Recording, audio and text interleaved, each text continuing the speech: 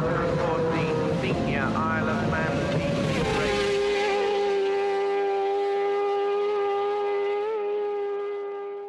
It might sound like mad numbers, you know, when you say you're doing 200 mile an hour, you're averaging 130 odd mile an hour.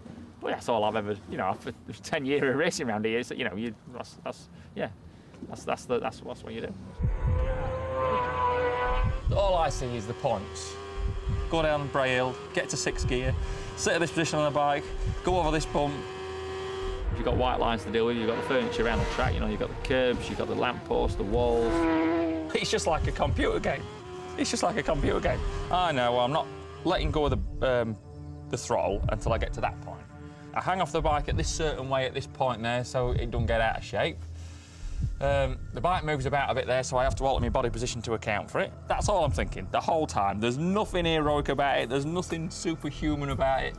It is what it is. But I'm sure from the outside looking in, you just think, whoa, wow.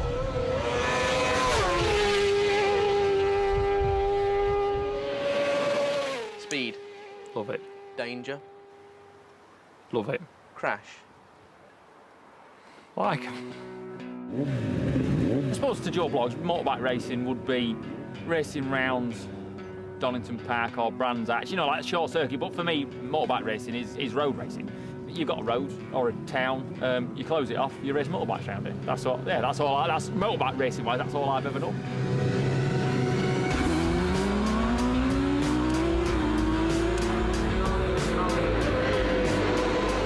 You'll go to any other short circuit and they're about, what, 2 mile long, but you come to the Isle of Man TT and the lap here is nearly 40 mile. How many corners is there? How many corners is there? There's 240 corners. I know there's a lot of corners, and it takes a lot of learning. I started learning the place probably 2 years before I rode it. 2 years before, just by watching DVDs.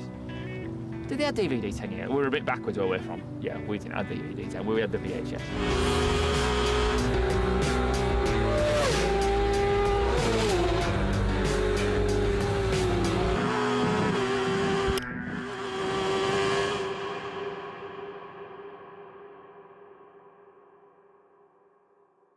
Been staying here for 10 days now. I'm here for the 2 weeks, but I've got to earn my keep. So yeah, I've been painting out. Painted the garage last year. I'm painting the house this week. It's all right. Well, look, the brunt of the house is painted. I originally thought that's a 2-week job there. It's a big house. It's a big house. 2 weeks. Knocked it off in 4 days. 6 o'clock starts. Yeah, practice at night. It's been all going to plan. This is like what's the word? Sort of like the solace. You just get away. You can just get away from it. And like riding motorbikes isn't hard work. And so 2 weeks over here and just ride motorbikes and do nothing else. I don't know. I've not achieved anything. I like a bit of job satisfaction.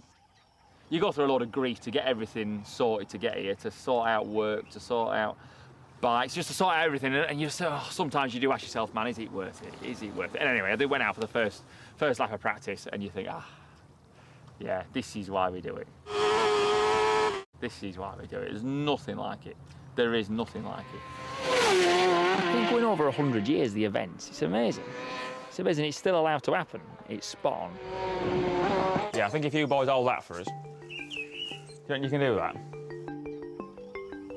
Like you won't see me at many press events or all like that, because I don't get paid to come here. Like, I'm not saying all the riders get paid, but I mean a lot of the riders get paid to come here, but that's not my thing, really. I have a day job, and that gives me the flexibility then.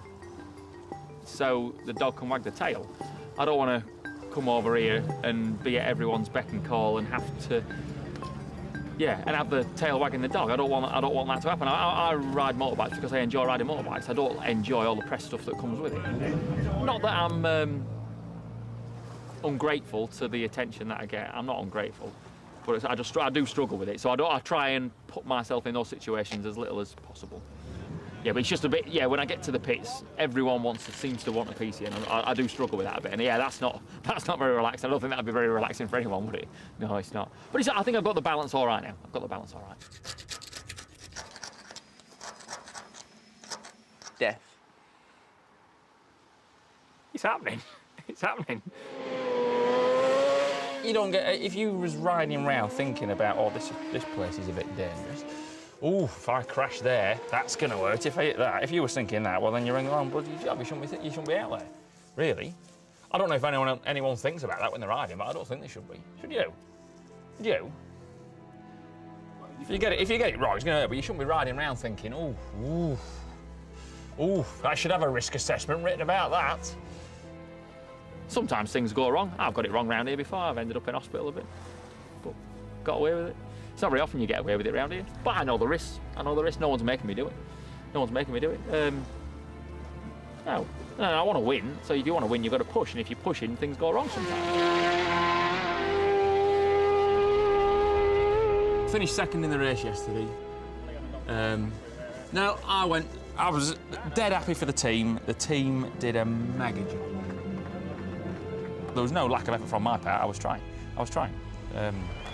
So I slept last night quite easy, knowing that I tried as hard as I could. Why didn't I open the champagne?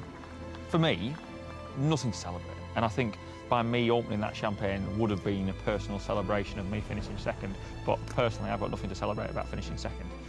So for me not opening the bottle and giving the unopened bottle to the team so they could celebrate. That's what it means. I'm paying the fence down. Until you've done it, you wouldn't understand it. It's out. You know, I don't even know if there's a word for it. You could come out with it's rad, it's gnarly, it's awesome, it's this, it's that. I don't use words like that. I don't know if the English language has got a word to do it justice, to do the TT justice. I don't know if it has.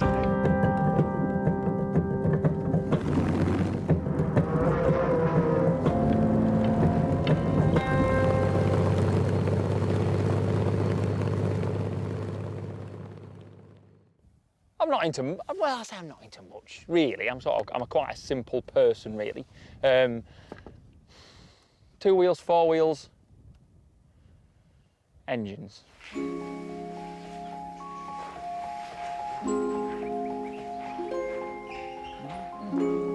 Yeah, and it doesn't really get any better than really the Rolls-Royce Merlin. That is the ultimate of engines. Even the dogs are excited.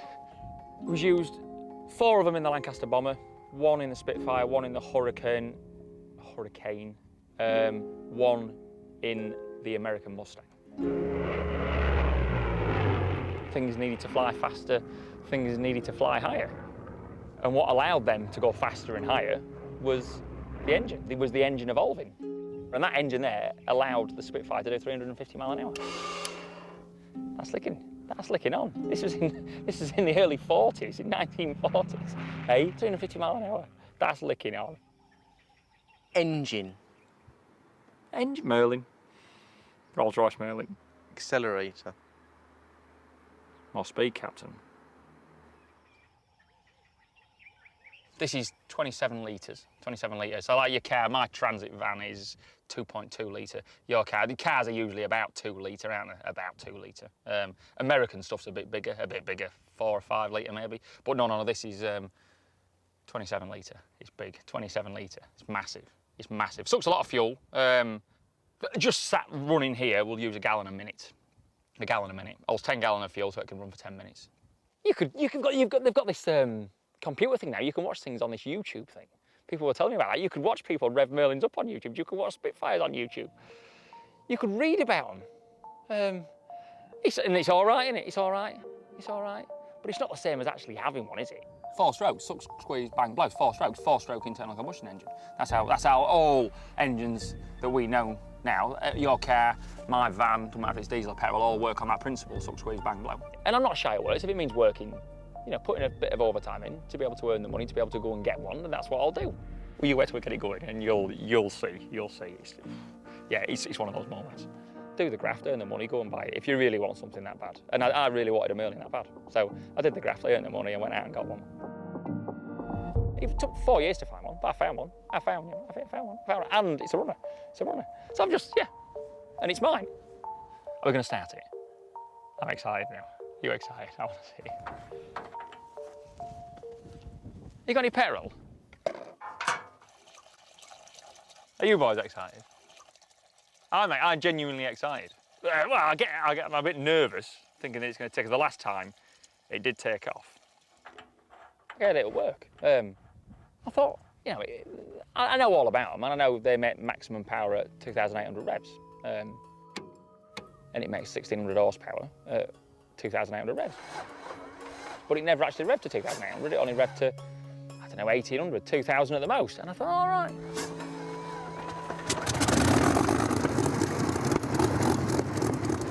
But it sounds lovely at that, and I thought, that'd sound even better if it was revving at maximum horsepower at 2,800 revs.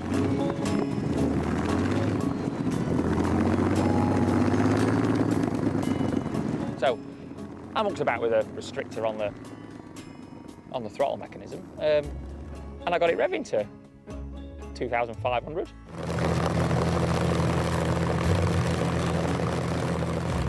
And it did sound absolutely beyond amazing. What's beyond amazing? What word's beyond amazing? Incredible, absolutely incredible, incredible.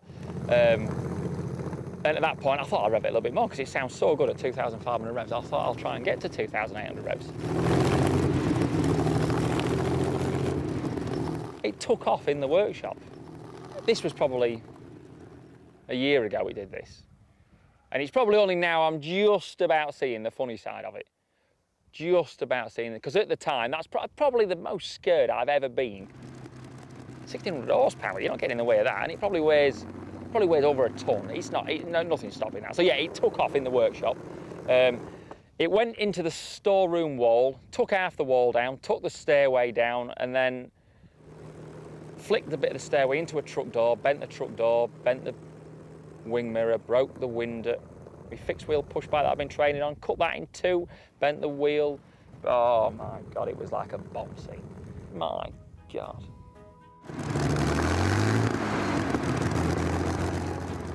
My boss wasn't very happy.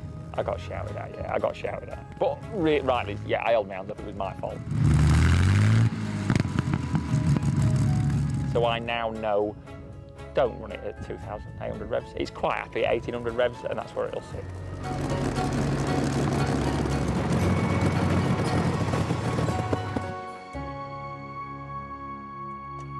I still get all goosebumps. I still get goosebumps. It's mega. It's going to go in, it's eventually going to end up in my front room. You think I'm crackers, but it's going to go in the front room. I'm going to bolt it to the floor of the front room. Because I like it, I just like looking at it. Oh, there's loads of reasons why I get excited with that. Yeah, like just how old it is.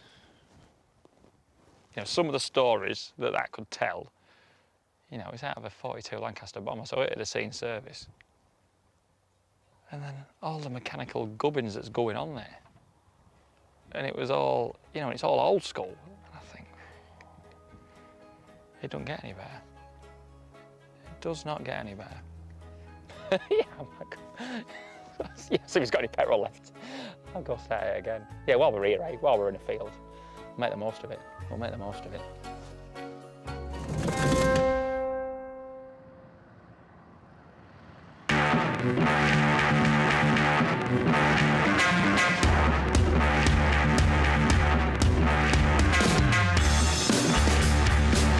What's my job? Truck mechanic. My main job is always to go and fix trucks. It's the job satisfaction I get from this job. It's a real thing. You know, that truck has to be ready, it has to be right. If it's not right, it breaks down the road. You do everything right, that truck never breaks down. I get job satisfaction from that. Or people think I make it up that I say I'm a truck mechanic, but no, actually, no, that's not lying, is it? I'm not lying, am I? I'm not lying. But I do genuinely love it. See if she's a goer. See if she's a runner. I've had my eyes open to so many other things. Whether it's racing motorbikes or being involved in the TV world. 112.94 miles an hour. Well done, mate. I've had my eyes open by doing so many things. Well done. But I still just want to just do my truck job. That's all I want to do. It's just like an ingrained default setting. I'm not good at many things, no. I'm good at, what am I good at? MOT, yeah, I'm good. Yeah, last year Grimsby test station, no failures at all. Yeah, that's good. That Grimsby test station is hard to get one through test, so we've gone. Yeah, it was all right. Done any motorbike race, I think I've had more satisfaction from having a 100% pass rate than I have of any motorbike race. In between jobs, we restored a 143. I like my classic stuff, I like my classic motorbikes, my cars, but I'm not, doing them up is just as, well, anyone can do them up, really, can't they? But trucks, not everyone does trucks, but it's my passion. Well, I'm quite lucky, really, because my job is my passion. I mean, the attention to detail we've gone with this lorry to keep it original. We've gone to some right detail with it. Just daft stuff, like bloody foam under there. You can't buy that foam, but we knew a man that knew a man that knew someone else, and his mate knew someone that knew someone that knew someone else that could get hold of some foam. The caps on there, you see, you won't get them. You don't get them. But we found someone that knew someone that knew someone else, and I could go on and on, but they can't get the caps. But it's just that's where the level of detail is. That's the level of detail. No one's going to see it. Doesn't matter. And it doesn't matter, but it does. But it does matter. But yeah, not many perks of the job. This is a perk of the job. I do all right for time off. That's all right. VIP tickets to the World Cup final or a day at work? Day at work. All expenses trip to Las Vegas or a day at work?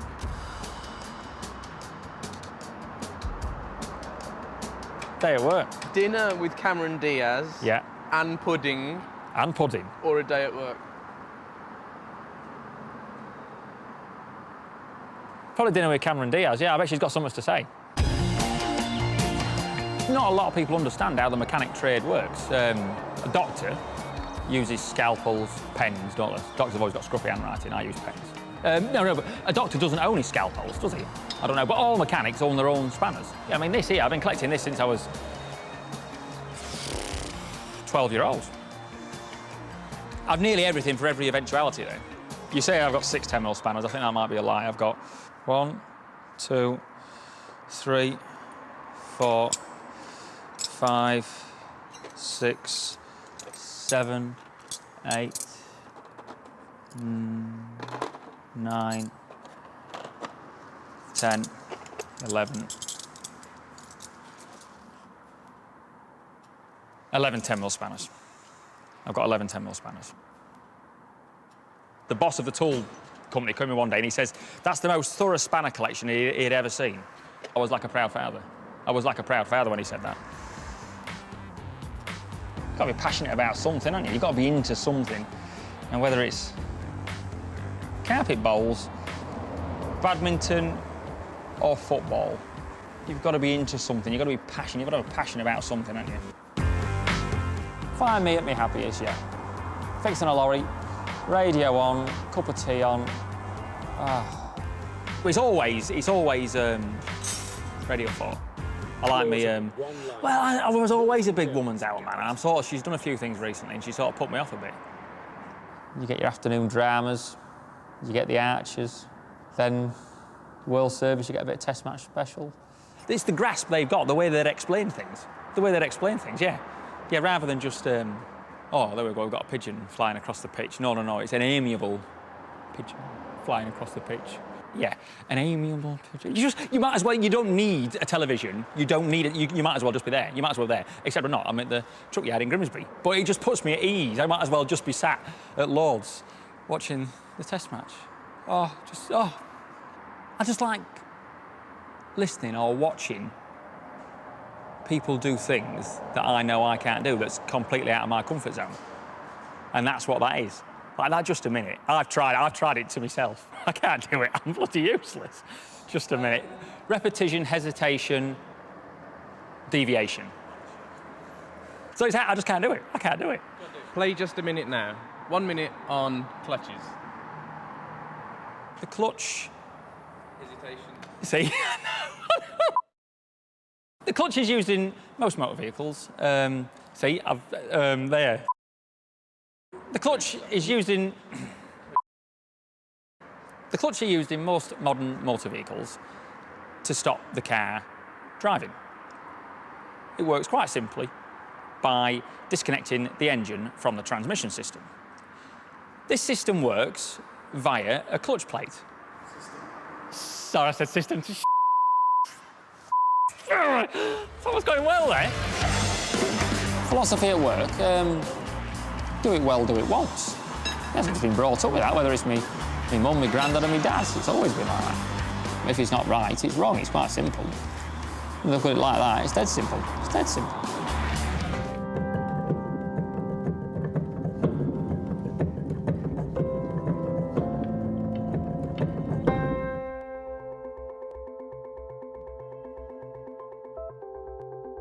I'm Guy Martin, and here we are for a bit of a lap of the TT.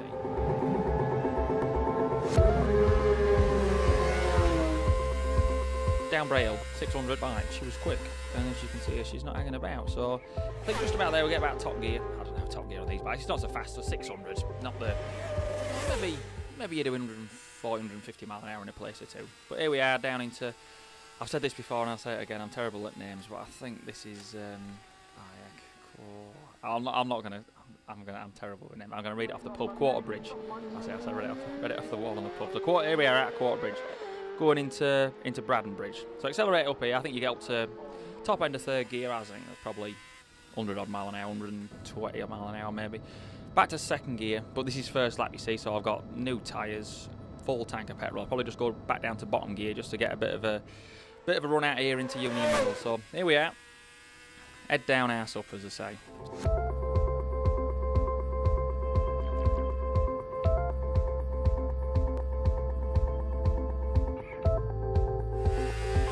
There's my Uncle Rob there doing my pit ball for me. He obviously doesn't know because the first timing spot isn't until Glen Helen, which is another few miles down here. So he just give me a board there to give me an idea of where he's going to be for when I come round on the second lap. And I'm probably thinking to me saying, yeah, you're not doing so bad, Martin. Keep it smooth, concentrate on where I'm going, get my apexes right, and job should be right. Glenmore filling station. I don't like this bit here. You see there, it's all resurfaced. There's a bit of tyre marks there, and that's all from the front pushing. The front pushes over there because the road drops away, and it's just. I had a bit of a moment. I ran over my own foot in practice there. I lost the front and put my foot down and ran over my own foot, and that didn't fill me with confidence. Here we are, cronky body. First one's flat, second one's flat, third one in. That's the first one, flat out. But you see, we're going at these speeds here, 140, 150, 160 mile an hour. You're using every inch of the road, as you can see here, and you've got no room for mistake, have you? Now, I don't know where I am in the race. Am I leading it? Am I 10th place? Am I 5th place? I don't know. So I just need to get cracking. He's holding me up here, so I think, right, top of Bagara. Oh, I go for a bit there, do I? Yeah. Nah, you see, that's a bit near. And I know probably you boys looking at that, you think, my God, that looked like a near-death experience, but it's not.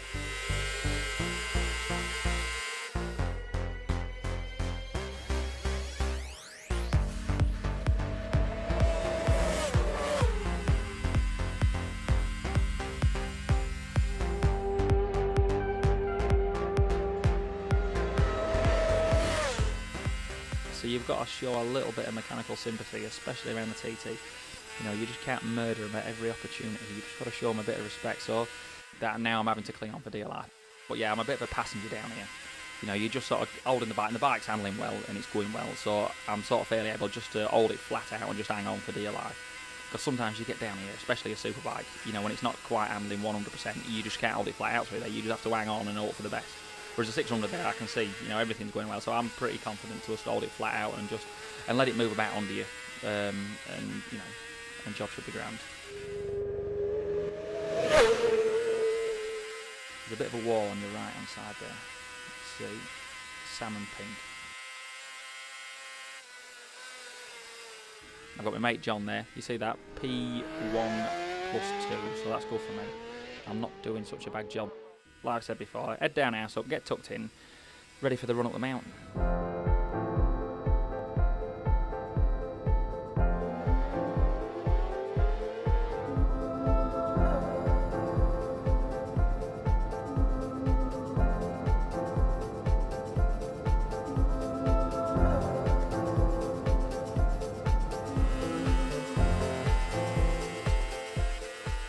Again, so here we are coming up Aylwards Rise. And this is probably one of my favourite parts of the course. Not this little bit here, I've never quite sussed this job out. Back a gear there, back two here. And I call this bit sort of Aylward Rise on the mountain box, I think. But this, from this point here to, back to Keppel Gate, one of my favourite parts of the course. I mean, you can see here, this is the start of the 32nd. You see, the 32nd is 3 left-handers. See, first one there, second one there, third one there. And that takes a bit of building up to that, just because it demands 100% commitment to get around there. Back a gear, keep it tight to the fence on the right-hand side there, back another gear. And these white lines on the road are really pronounced white lines here. That unsettles the bike going over them, you'll see. So I know coming down here, I thought, right, because 600s are so closely matched, what I'll do on this last little bit of Keppel Gate, I'll just hang back, you see there, let the gap, and then I'll accelerate before him and accelerate and try and pass him down into Cregner Bar. Little bit of back brake there to stop it wheeling. You can see I've got the drive out there, and that's allowed me to pass. Do it on the brakes. Job's a good one. You can sort of lose your way around here. You know, I know I'm just on the end of my first lap, but when you go to the second lap, you need to pull into petrol. You know, pull in the petrol, get your tyres changed, not on the 600, but you know, to get a fresh visor on, get your screen cleaned. And you know, but sometimes you come in on your second lap and you're thinking, now is this my second lap, or is it my third lap, or is it my first lap?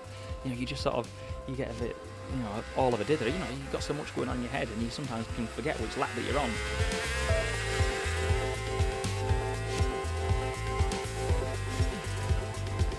But here we are, start and finish again. That didn't take long, did it?